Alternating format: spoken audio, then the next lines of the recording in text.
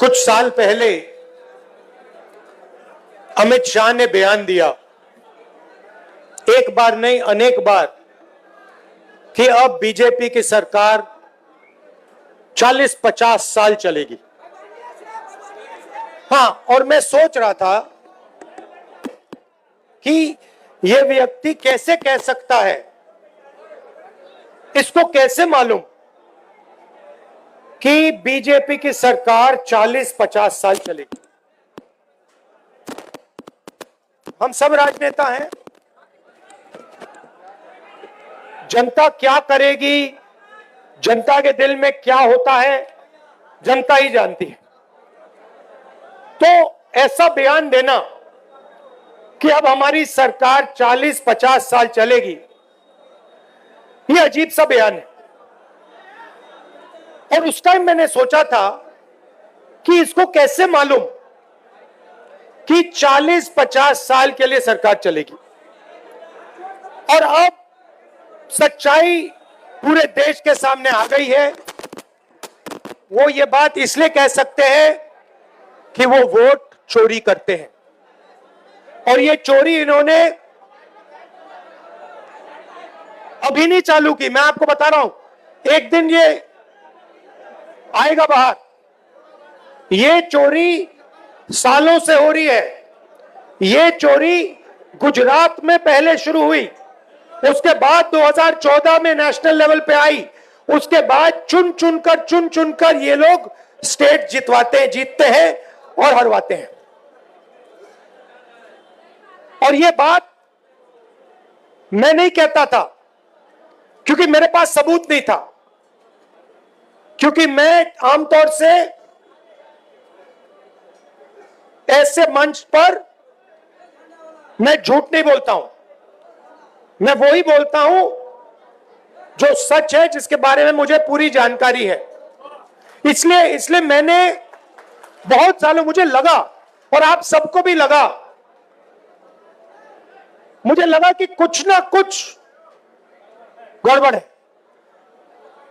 मगर हम जिम्मेदार राजनेता हैं, तो मैंने कहा जिस दिन तक सबूत नहीं मिलेगा उस दिन तक मैं खुलकर नहीं कहूंगा कि वोट चोरी हो रही है।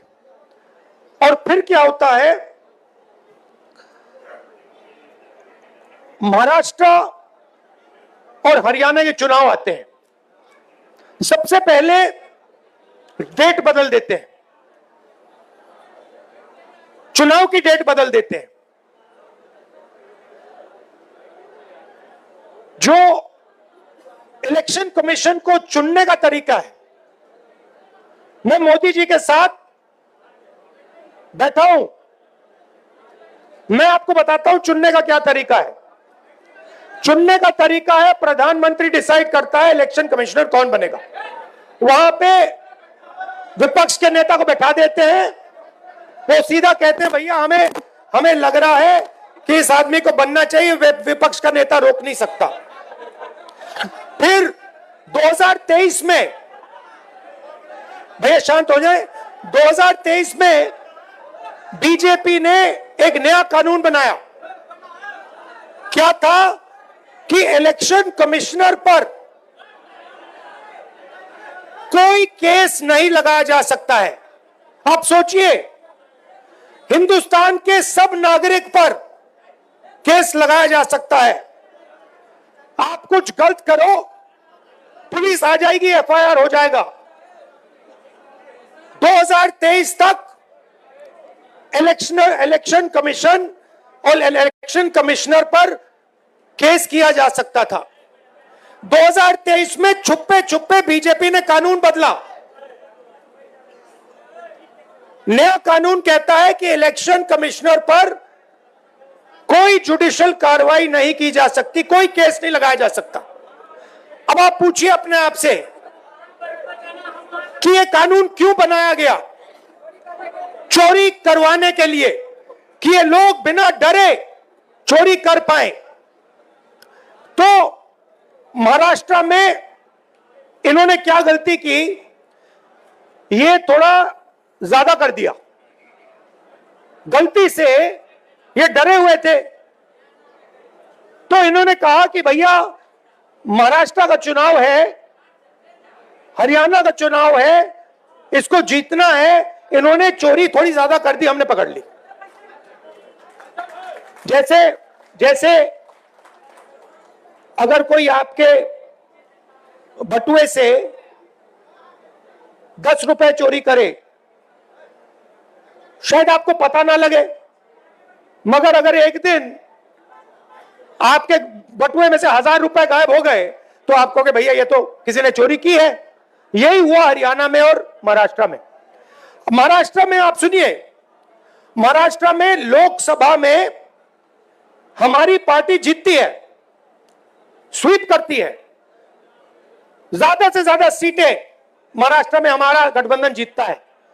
4 महीने बाद हमारी 3 पार्टियां वहां पे, बड़ी बड़ी पार्टियां हैं, गहरी पार्टियां हैं, कांग्रेस पार्टी, एनसीपी, शिवसेना, तीनों मिलकर लड़ रही थी, गायब हो गई। तीनों की तीनों गायब हो गई। मतलब हमें 15 सीट मिल रही है, शिवसेना को, एनसीपी को मिला, सबको मिला के 25-30 सीटें मिल रही हैं। तो हमने पता लगाना शुरू किया। पता क्या लगा कि लोकसभा के बाद इलेक्शन कमीशन ने लाखों, तकरीबन 1 करोड़ से थोड़े कम नए वोटर लिस्ट में डाल दिए। नए वोटर लिस्ट में डाल दिए, और जहां भी नए वोटर आए वहां पे बीजेपी जीती। हमारे वोट कम नहीं हुए। अगर लोकसभा में हमें 100 वोट मिले, विधानसभा में हमें 100 वोट मिले, हमारे वोट कम नहीं होते, बीजेपी के बढ़ते हैं। कहां बढ़ते हैं? जहां नए वोटर आए। और हमने पूछा इलेक्शन कमीशन से कि भैया बताइए ये हैं कौन, ये कहां से आए, इनकी लिस्ट दीजिए हमें। इलेक्शन कमीशन कहता है नहीं देंगे। क्या कर लोगे? हम नहीं देंगे। उसके बाद हमने कहा देखिए वीडियोग्राफी का कानून है, आपने देखा होगा पोलिंग बूथ में वीडियो कैमरा लगे हुए हैं, देखा आपने? हमने कहा चलो लिस्ट नहीं देनी तो वीडियोग्राफी दे दो, हम देखना चाहते हैं कितने लोगों ने वोट किया, कब किया। कहते हम नहीं देंगे। और उसके बाद उन्होंने कानून बदल दिया और कहा कि 45 दिन के अंदर वीडियोग्राफी को रद्द कर दिया जाएगा, डिस्ट्रॉय कर दिया जाएगा। तो महाराष्ट्र में हमने पकड़ लिया इनको, हरियाणा में भी यही किया। फिर मैंने क्या किया, मैंने कांग्रेस पार्टी के हमारे जो लोग हैं उनसे कहा कि एक काम करो, कर्नाटक में एक सीट में जाकर गहराई से देखो हुआ क्या। तो बेंगलोर सेंट्रल सीट हमने चुनी और उसमें एक असेंबली में हमने काम शुरू किया। कागज की लिस्ट थी, 8 फुट कागज के, मतलब इतने बड़े, 200-300 किलो के लिस्टें थी कागज की। उसमें क्या करना है? आपका नाम क्या है? हाँ आपका नाम? हाँ,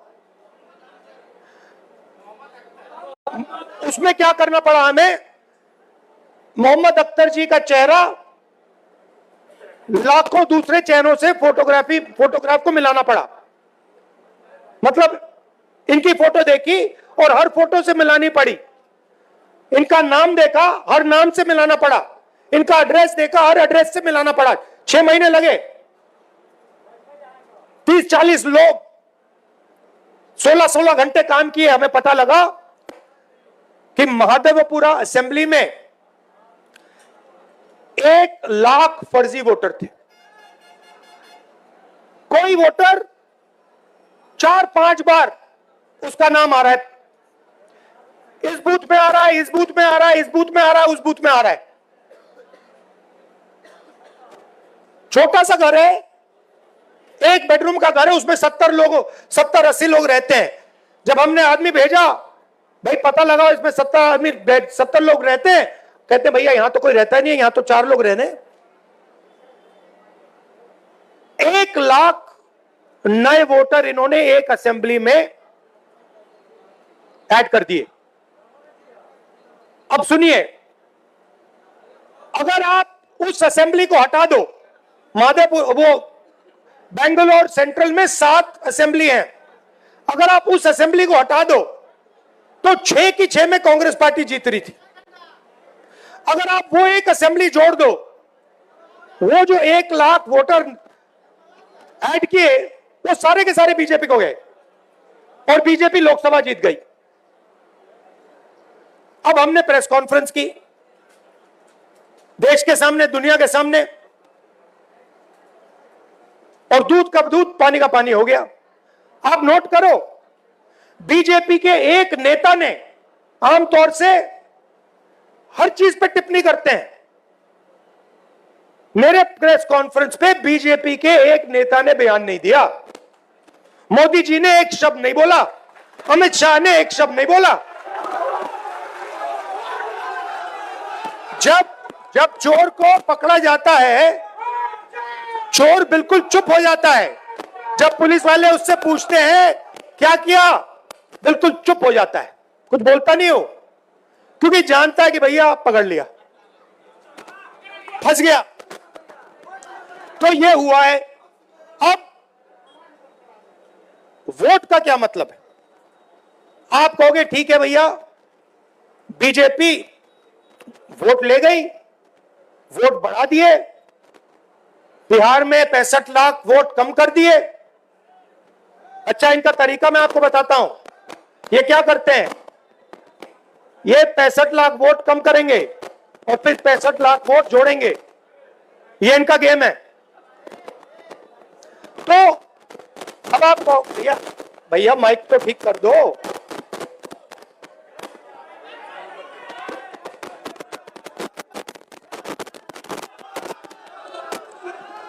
हेलो,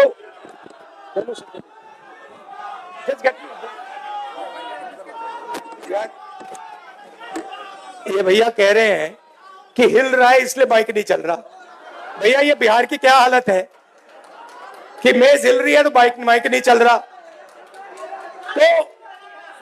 तो अब आप कहोगे ठीक है भैया, इलेक्शन चोरी कर रहे हैं, तो क्या हुआ, मैं आपको बताता हूं।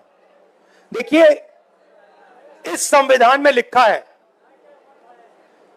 कि हिंदुस्तान के हर नागरिक को 1 वोट मिलेगा। 2 नहीं मिलेंगे, 5 नहीं मिलेंगे, आधा नहीं मिलेगा, 1 मिलेगा।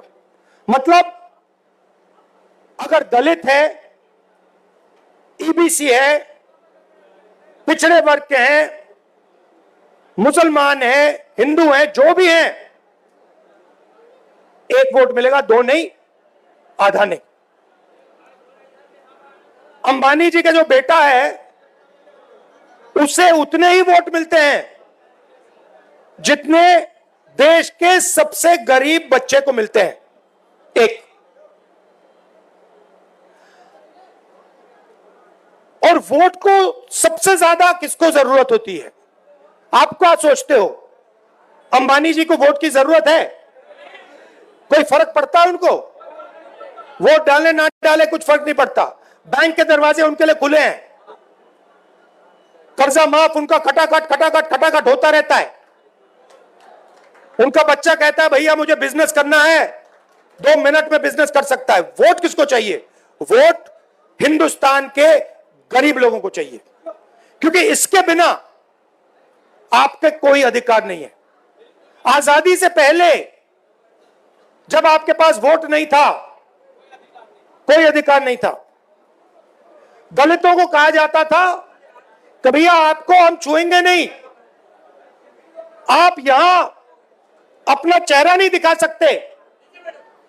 पिछड़ों को कहा जाता था कि भैया आपकी कोई जगह नहीं है, सरकार में कोई जगह नहीं है, शिक्षा के सिस्टम में कोई जगह नहीं है। ये सारा का सारा जो आया है, ये आजादी के बाद संविधान के कारण आया है। और संविधान क्या है? अगर जिस दिन आपने वोट खत्म कर दिया उस दिन इसका कोई मतलब नहीं रहता है। जो इसमें जो शक्ति है,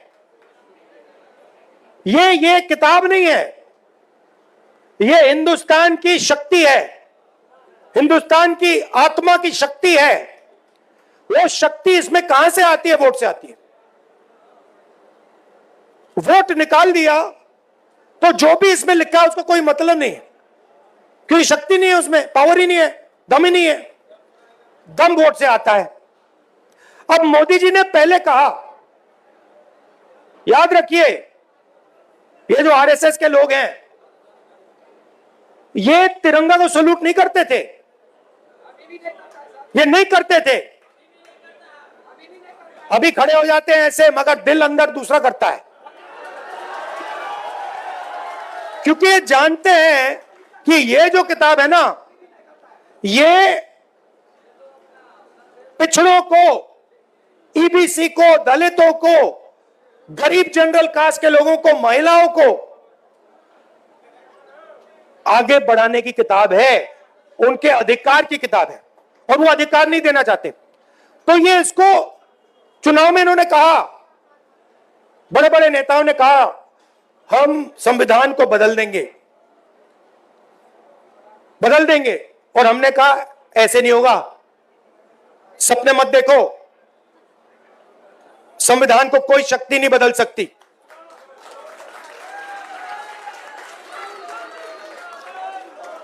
मगर हमें यह नहीं मालूम था, शक था मगर सबूत नहीं था कि ये इसको खत्म करने में लगे हुए हैं, क्योंकि ये वोट चोरी कर रहे हैं। तो हम आके यहां भाषण देंगे, मैं भाषण दे रहा हूं, और मैं कहना चाहता हूं जो तेजस्वी जी ने कहा, अंबेडकर जी का सपना, गांधी जी का सपना, कर्पूरी ठाकुर जी का सपना, उसको पूरा करना चाहते हैं। मगर अगर वोट नहीं है उसको कोई मतलब नहीं है। हम यहां जितने भी भाषण करना चाहें हम कुछ नहीं कर पाएंगे अगर वोट नहीं है। मैंने भाषणों में कहा भैया 50% की जो दीवार है रिजर्वेशन की, उसको हम तोड़ देंगे, बिना वोट के नहीं तोड़ सकते, सवाल नहीं उठता। हम मतलब भाषण देते रह जाएंगे। अगर वोट चला जाएगा, आरएसएस का कंट्रोल हिंदुस्तान की संस्थाओं पर होगा, और जो प्रगति होनी चाहिए वो नहीं होने वाली।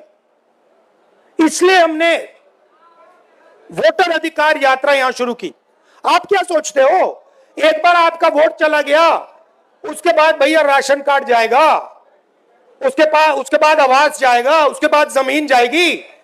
ये अंबानी आता, अदानी आता है और किसानों की जमीन ले जाता है।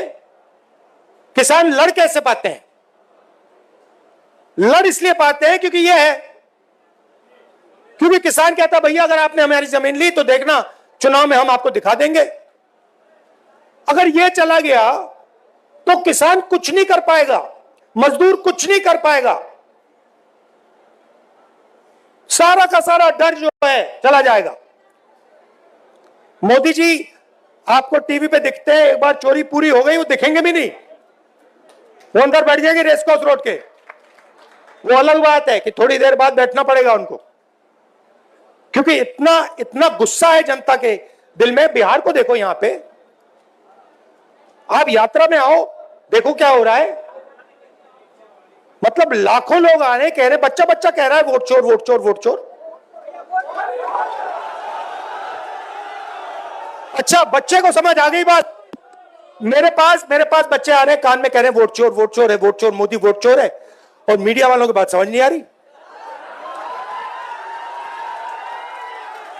अच्छा, इनसे पूछना, एक बात पूछना इनसे, अभी मीटिंग के बाद इनसे पूछना, भैया एक बात समझाइए, ये जो आपके एंकर हैं, ये जो आपके एडिटर हैं, इनमें ईबीसी, ओबीसी, दलित क्यों नहीं दिखाई देते?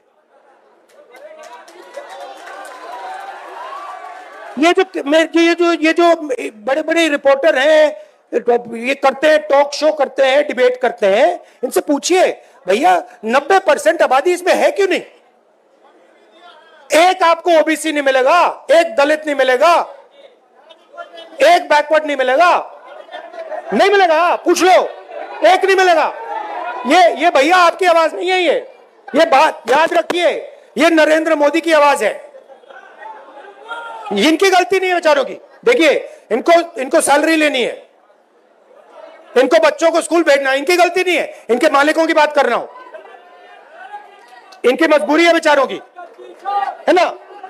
तो देखिए, मैं आपको बताता हूं, मुझ में अजीब सी बात है। जब मैं छोटा सा था तब से, जब मैं मन बना लेता हूं ना कि ये करना है, बस गया काम, वो होगा। और मैं बता रहा हूं, मैं मतलब आधा काम नहीं करता हूं। मैंने कहा था कि जमीन अधिग्रहण बिल होगा, आधी कांग्रेस पार्टी खिलाफ खड़ी हो गई थी, मैंने कहा भैया आप करो जो करना है, ये होगा, मैंने करवा दिया। तो मेरा कहना है, एक बात आप लोग समझ लीजिए कि 90% जो लोग हैं, तकरीबन 50% बैकवर्ड कास्ट में आते हैं। उसमें ईबीसी है, ओबीसी है, तकरीबन 15% दलित हैं, उसमें महादलित भी हैं, तकरीबन 15% माइनॉरिटीज हैं। नहीं, बिहार की बात नहीं कर रहा हूं, देश की बात कर रहा हूं। और आदिवासी तकरीबन 9%। सबको जोड़ लो 90% हो जाता है। और मुझे क्या दिख रहा है कि इस देश में 90% को कुछ मिलता ही नहीं है। आप देखते रह जाते हो। तो आने वाले समय में जो 90% है, उसको राजनीति में, हिंदुस्तान के इंस्टीट्यूशंस में, सारी जगह भागीदारी मिलनी होगी। और एक नए तरीके से सोचकर हमें विकास करना पड़ेगा। और मैं आपको सीधा बता देता हूं, जो मैं कहता हूं, जिस प्रकार से मैं साफ कहता हूं, मुझे मतलब मैं झिझकता नहीं हूं। जाति जनगणना, हाँ, जाति जनगणना तो फाउंडेशन है उसका। सबसे पहले जाति जनगणना में दूध का दूध पानी का पानी हो जाएगा, कौन क्या है क्या नहीं है कहां है सब पता लग जाएगा। और तेलंगाना में हमारा मॉडल है, रेवंत रेड्डी जी आए हैं, तेजस्वी जी की भी उनसे बात हो रही थी, डिटेल में हमने किया है, मतलब वो ब्लूप्रिंट है विकास का। ठीक है, तो एक नए तरीके से हम विकास के बारे में सोचेंगे, जिसमें सब लोगों को लगेगा कि देश हमारा है, देश की संस्थाओं में हमारे भी लोग हैं और मजा आ रहा है। ये बदलाव हम लाएंगे, टाइम लगेगा क्योंकि वोट चोरी कर रहे हैं, मगर मैं आपको कह रहा हूं ये आएगा। आप देखना, ये जबरदस्त तरीके से हम बदलाव लाने वाले हैं। आपने अपनी शक्ति दी, आपने ये जो क्रांति होती है ना हिंदुस्तान में, मुझे कहते थे कि हिंदुस्तान में क्रांति बिहार से आती है। मुझे कहते थे कि जो भी राजनीतिक बदलाव आता है, क्रांति आती है बिहार से आती। और मैं सोचता था हां, गांधी जी चंपारण आए थे, बिहार में क्रांति होती है, मगर कैसे होती है? और इस यात्रा में मुझे दिखा कि भैया आप समझ लो कि यहां पे जो आपने किया है ना, ये जो नारा दिया है वोट चोर वोट चोर, ये आपने बिहार से पूरे देश में फैला दिया है, पूरे देश में फैला दिया आपने। अब मोदी जी भाषण देंगे और वहां पे उनके सामने छोटे छोटे बच्चे कहेंगे वोट चोर वोट चोर वोट चोर, लग गया ठप्पा। तो मैं आपका धन्यवाद करना चाहता हूं